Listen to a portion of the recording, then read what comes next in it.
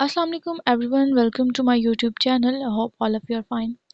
So previous video में हमने discuss किया था बीएस इंग्लिश 6 सेमेस्टर का जो ड्रामा है, फर्स्ट ड्रामा है अ डॉल हाउस। हमने अपनी प्रीवियस वीडियो में उसकी डिटेल लेक्चर जो उसके ऊपर मैंने दिया है, उसमें उसके करेक्टर्स, उसकी समरी, उसके थीम्स, उसके सैम्बल्स, जो जो कुछ एक ड्रामा में डिस्कस होता है वो हमने डिस्कस किया। तो बीएस इंग्लिश 6 सेमेस्टर का जो सब्जेक्ट है ये मॉडर्न पोइट्री मैंने लिखा हुआ है, एक्चुअली में ये है मॉडर्न ड्रामा। ठीक है, तो मॉडर्न ड्रामा जो है, अब हम इसका सेकंड ड्रामा डिस्कस करने लग जा रहे हैं। तो स्टेप बाय स्टेप आपको जो है वो सारे लेक्चर्स इस पे अवेलेबल होंगे। सो अगर आप चैनल पे न्यू है तो आप इसको लाइक सब्सक्राइब करना ना भूलिएगा। तो आज हम अपना स्टार्ट करते हैं सेकंड ड्रामा, जिसका नेम है आर्म्स एंड द मैन, जिसको लिखा है जीबी शाह ने, जिनका जो फुल नेम है वो है जॉर्ज बर्नार्ड शाह। अब आप देखें कि कोई भी ड्रामा करते हैं, कोई भी पोइट्री करते हैं, कोई भी राइटिंग करते हैं, तो हम सबसे पहले जो होता है हम उसका इंट्रोडक्शन करते हैं कि जो ऑथर है, जो राइटर है, उसका इंट्रोडक्शन क्या है, उसकी डेट ऑफ डेथ, बॉर्न, उसकी फेमस राइटिंग्स क्या क्या हैं। अब हम पहले वो डिस्कस करेंगे जीबी शाह की। जॉर्ज बर्नार्ड शाह जो इस ड्रामे का ऑथर है, अब हम उसके ड्रामे के बारे में देखते हैं। पहले हम देखेंगे एज अ ड्रामाटिस्ट वो क्या था। ठीक है, ओके। देखें आप, as a dramatic he was born in Dublin 1856 Irish city. Irish की एक सिटी में ये पैदा हुआ। He was belong to poor protestant family. आपको पता है कि जो क्रिश्चियंस होते हैं, उनके दो हैं फिरके हैं, एक प्रोटेस्टेंट और एक कैथोलिक। ये किस चीज़ से बिलोंग करता था? ये बिलोंग करता था प्रोटेस्टेंट फैमिली से। ठीक है, he was had both Irish and British citizenship, कि इसको ब्रिटिश और आयरिश दोनों की इसने सिटीजनशिप ली हुई थी। ठीक है, शहरियत ली हुई थी। जैसे कि अब हम पाकिस्तान के हैं, तो पाकिस्तान में रहते तो हमारी जो नेशनैलिटी है वो पाकिस्तान की है। He was Irish critic, activist, novelist, play writ and journalist. अब देखेंगे इसके क्या क्या फीचर्स हैं।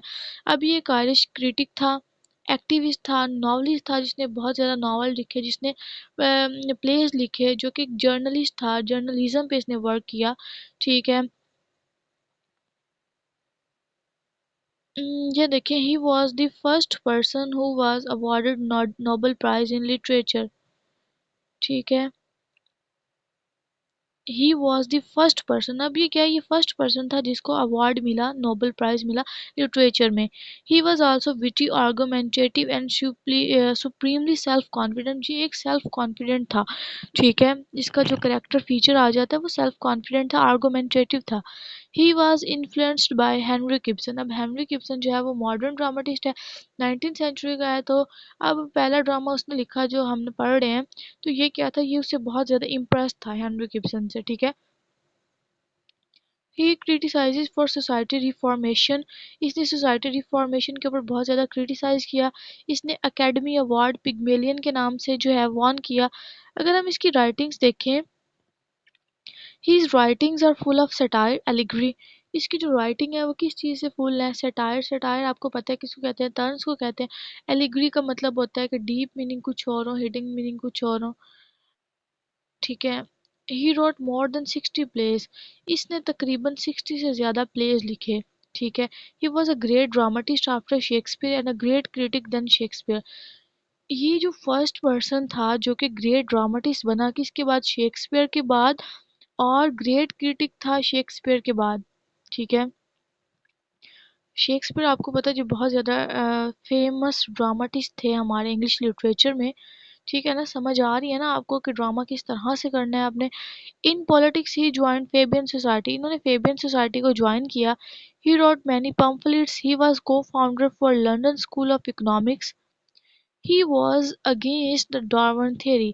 डार्वन थ्योरी के ये अगेंस्ट थे। अब इनके प्लेस का इंट्रोडक्शन देखें। ही also introduce element of realism in his place. इन्होंने अपने प्लेस में रियलिज्म के एलिमेंट को इंट्रोड्यूस किया। ही also gave concept of religion, political and social in his most of place. इन्होंने अपने मोस्ट प्लेस में किस चीज़ का कॉन्सेप्ट दिया? रिलीजन का, पॉलिटिकल, सोशल। ठीक है, उसके बारे में बाद देखते हैं जी। He was introduce element of realism. He was social reformer. एक सोशल रिफॉर्मर थे। 1871 में ये क्या हुआ, ये जूनियर क्लर्क लगे स्टेट एजेंट में। Arms and the man social satire first publish drama of GB Shaw. अब अगर आपका एमसीक्यूज आ जाता है कि फर्स्ट पब्लिश ड्रामा जो है वो जीबी शाह का वो कौन सा है, तो वो होगा आर्म्स एंड द मैन। ठीक है। डार्क सोनेट इसका वन एक्ट प्ले है। मिस्टर मिसिस रैन प्रोफेशन है। ठीक है, ये इसके मेजर वर्क्स हैं, ये आप लोगों ने कर लेने हैं। सो जो ड्रामाटिस्ट होता है उसके इंट्रोडक्शन में आपने ये वाली चीज़ें लिखनी है। ठीक है। इसकी जो आर्ट फॉर आर्ट सेक है, he was against for art for art sake, ये आर्ट फॉर आर्ट सेक के अगेंस्ट था। ठीक है। Shaw views for art sake, he was against art for art sake. अब ये क्या था कि ये अगेंस्ट था आर्ट फॉर आर्ट सेक, जो थ्योरी थी उसके खिलाफ था। अब इसके जो टोटल प्लेस थे वो इसने टोटल 60 प्लेस लिखे। और अगर हम इसके नॉवेल्स की बात करें तो इसने टोटल 5 नॉवेल्स लिखे। ठीक है। फर्स्ट नावल जो है वो इमेच्योरिटी पे 1879, और लास्ट नावल जो है वो अनसोशल सोशलिस्ट था। यह आपने एमसीक्यूज के लिए इसको प्रिपेयर करना है। अगर हम इसके की फैक्ट्स की बात करें जो कि एमसीक्यूज के लिए बहुत ज़्यादा इंपॉर्टेंट है, तो इसका जो फुल टाइटल है ड्रामे का वो है आर्म्स एंड द मैन। अब ये कब लिखा गया? अर्ली 1890s में ये लिखा गया। और कब लिखा गया? ये आयरलैंड में इसकी प्लेस है, इंग्लैंड में लिखा गया। और पब्लिश कब हुआ? 1894 को। 1894 को ये पब्लिश हुआ। इसका जो लिटरेरी पीरियड है वो है romantic, end of romanticism and beginning of modernism. ठीक है, एंड ऑफ रोमांटिसिज्म और बिगिनिंग ऑफ मॉडर्निज्म। इसका जॉनरा जो है वो कॉमेडी है। सेटिंग इसकी बल्गेरिया में हुई है। अब इसमें क्लाइमैक्स देखें कि क्लाइमैक्स क्या है, इसका एंटागोनिस्ट कौन है, प्रोटैगनिस्ट कौन है। एंटागोनिस्ट सर्जियस है, पॉइंट ऑफ व्यू ये प्ले है। अब हम इसका ड्रामा स्टार्ट करते हैं कि इसमें क्या क्या चीज़ें डिस्कस की गई हैं। ड्रामा स्टार्ट करने से पहले सबसे पहले हम ड्रामा के करेक्टर्स देखते हैं कि ड्रामा में कौन कौन से जो मेजर करेक्टर हैं वो डिस्कस किए गए हैं। सो इस ड्रामा के जो मेजर करेक्टर हैं वो है Raina, captain Bluntschli, Sergius, major Paul Petkoff and his wife Mrs Catherine Petkoff. और इसमें एक मेड होती है लोका, और एक सर्वेंट होता है निकोला। तो ये इसके मेजर करेक्टर हैं जो हम डिस्कस करेंगे। करेक्टर्स के साथ साथ ही आपको इसकी स्टोरी समझ आ जाएगी कि इसमें है क्या। ठीक है।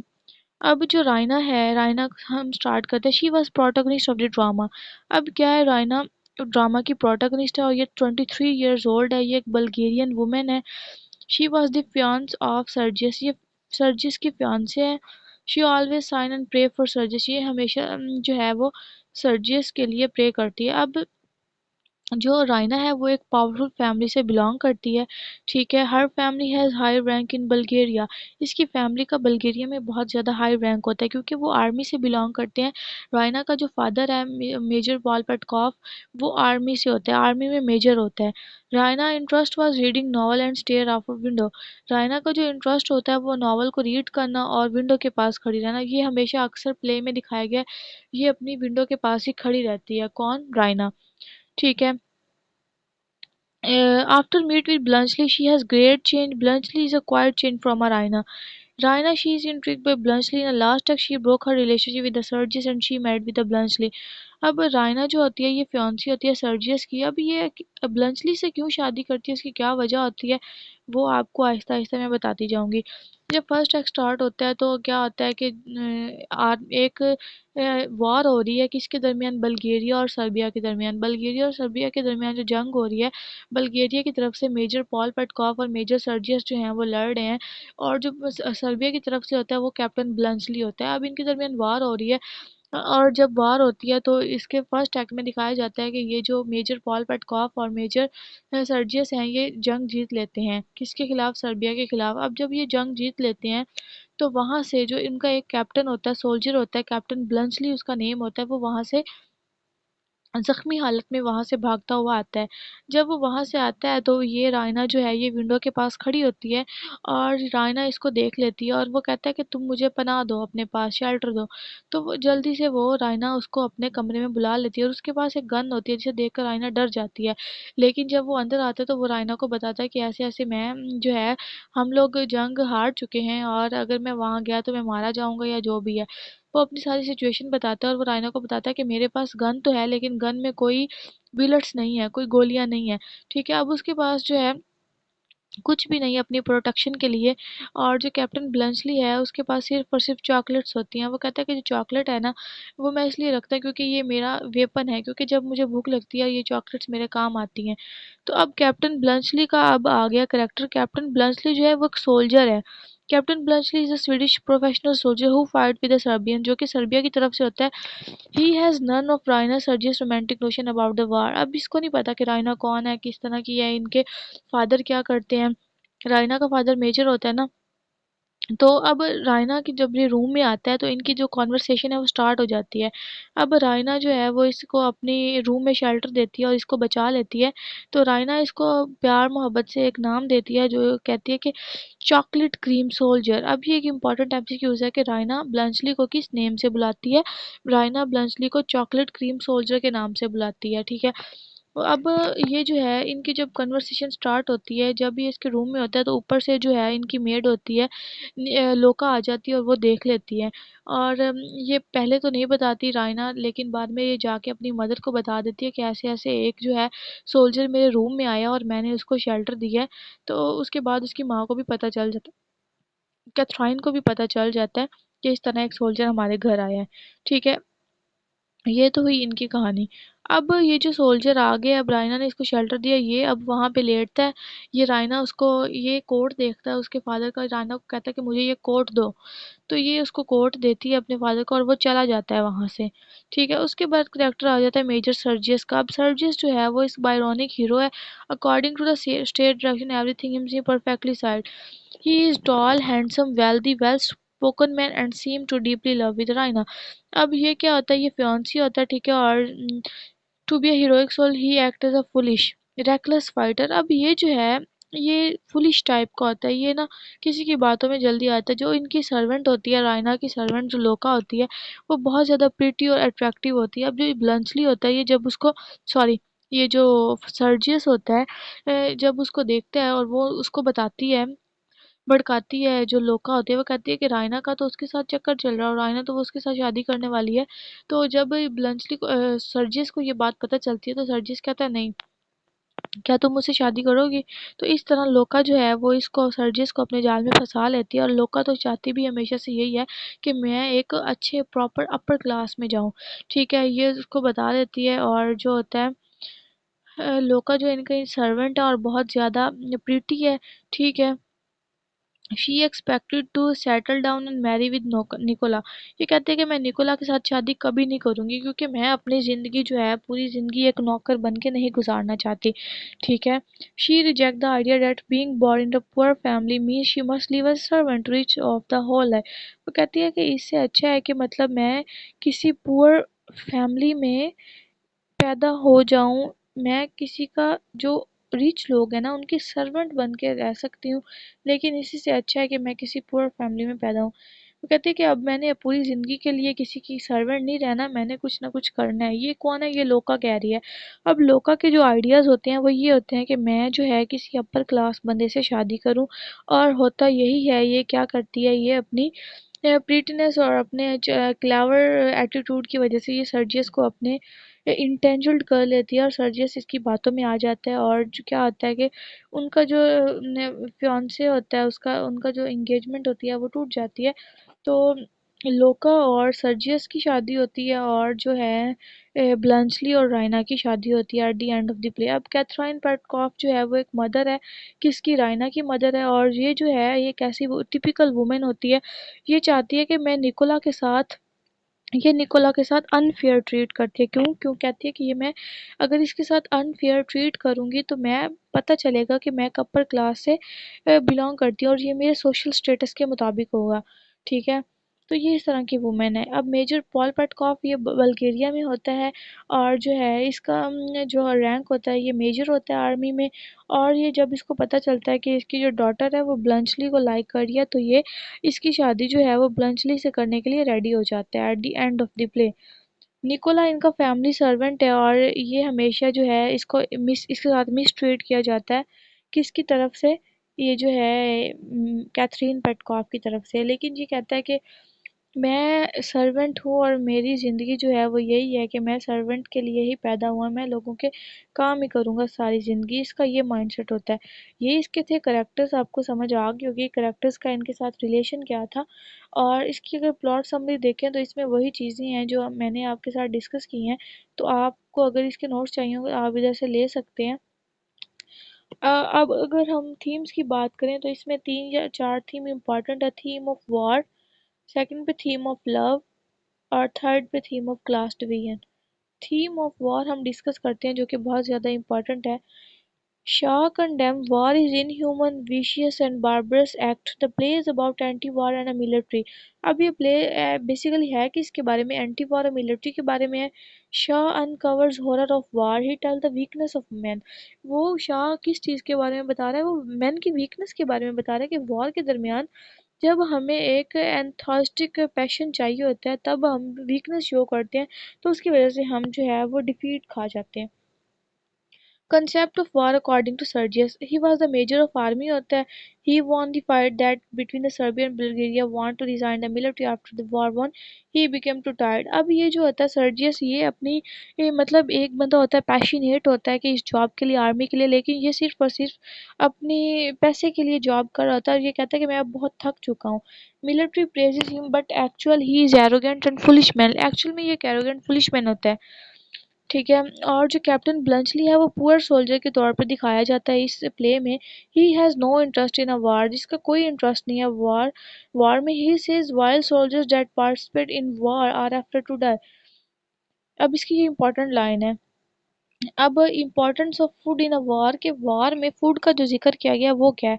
ब्लंचली जो है वो क्या कहता है, वो कहता है कि food is more important then your ammunition, कि जो है फूड आपके लिए सबसे ज़्यादा ज़रूरी फूड है। So that's why Raina gives him the title of chocolate cream soldier. तो इसी वजह से रायना जो है वो इसको टाइटल देती है किसका, चॉकलेट क्रीम सोल्जर का। At the end of the play Bluntschli tell he worst experience about the war. तो एक वॉर के बारे में जो एक्सपीरियंस था, आपने सबसे पहले कैरेक्टर बताना है सर्जिस का, फिर ब्रांचली का। ठीक है। थीम ऑफ लव में अगर हम देखें तो ये एक एंटी रोमांटिक कॉमेडी है। ठीक है। और जो है इस it is based on a fast romantic relations. अब जो इसमें रिलेशन दिखाया गया है सर्जियस का और रायना का दिखाया गया है, ब्लंचली का और लोका का दिखाया गया, किस तरह से लोका उसको जो है वो फोर्स करती है। ठीक है। और अपनी जो है फीलिंग्स दिखाती है कि कहती है कि मैं तुमसे बताती है कि मैं रायना से बेटर हूँ। थीम ऑफ क्लास डिवीजन अगर हम इसमें देखें तो इसमें ए पोइट जो है वो, सॉरी पोइट नहीं, writer author, he tells the condition of 19th century people of Europe, ये पीपल ऑफ यूरोप के बारे में बताता है। He says that war is the sharper and the most destructive process. Society was dividing among classes. अब आपको पता है कि हमारी जो सोसाइटी है मॉडर्न सेंचुरी जो है उसमें क्या होता है कि जो है डिवाइड कर दिया कि अपर क्लास और लोअर क्लास, क्लास कॉन्शियसनेस बहुत ज़्यादा है। ठीक है। There is a no great difference between a working class and upper class। इसमें जो है वो बयान करा है करेक्टर लोका का और करेक्टर निकोला का। अब देखें जो करेक्टर, अब जाहिर सी बात है ये उनके सर्वेंट होते हैं निकोला और लोका। अब जो कैथराइन है वो उनके साथ किस तरह से क्लास डिफरेंस का जो है वो करती है, निकोला के साथ हमेशा मिसट्रीट करती है ताकि मैं उसको पावर शो करा सकूं कि मैं अपर क्लास से बिलोंग करती हूँ। जो अब सर्जियस है वो उसको क्लास के बारे में कोई टेंशन नहीं होती। देखें Sergius no worry about class, that's why he married Louka. अब उसको क्लास के बारे में कोई टेंशन नहीं है तभी तो वो लोका से शादी कर रहा है, क्योंकि लोका तो एक सर्वेंट है ना। ठीक है। अब उसको इस चीज़ से कोई भी मतलब नहीं है। और अगर हम देखें कि ब्लंचली एक पूरा सोल्जर होता है, no element of class consciousness are found in Raina character. Raina में के अंदर भी कोई एलिमेंट नहीं पाया जाता क्लास कॉन्शियसनेस का, ये एलिमेंट सिर्फ और सिर्फ उसकी मदर के अंदर पाया जाता है। अगर हम सिंबल्स देखें, सिंबल्स इसमें लाइब्रेरी का सिंबल इंपॉर्टेंट है, चॉकलेट का सिंबल है। चॉकलेट का सिंबल आपको पता है कि ब्लंचली को वो रायना कहती है और चॉकलेट पता है कि वो भूख के लिए काम आती है, और आर्म्स का सिंबल है और लाइब्रेरी का सिंबल है। तो ये तीन सिंबल्स थे और थीम्स थी और करेक्टर्स थी। होप सो आपको इसकी समझ आ गई होगी कि एक ड्रामे में आप लोगों ने किस किस चीज़ों को डिस्कस करना है। सो हमने फर्स्ट पे डिस्कस किया डॉल हाउस, सेकंड पे डिस्कस किया आर्म्स एंड दी मैन, और इंशाल्लाह सीक्वेंस के साथ हम अपना जो स्टेप बाय स्टेप जो है हम अपना ड्रामा डिस्कस करते जाएंगे। BS English 6th semester 5th semester and about any program of ADP like first semester, second, third, fourth, इसके अबाउट आपको कोई भी इंफॉर्मेशन, कोई भी लेक्चर, कोई भी बात पूछनी, कोई भी इशू हो तो आप कमेंट सेक्शन में पूछ सकते हैं। और if you have any type of question, then you can ask me in comment section. Inshallah, I will available for you as soon as possible. We will meet you in next video. Allah Hafiz. Don't forget to subscribe.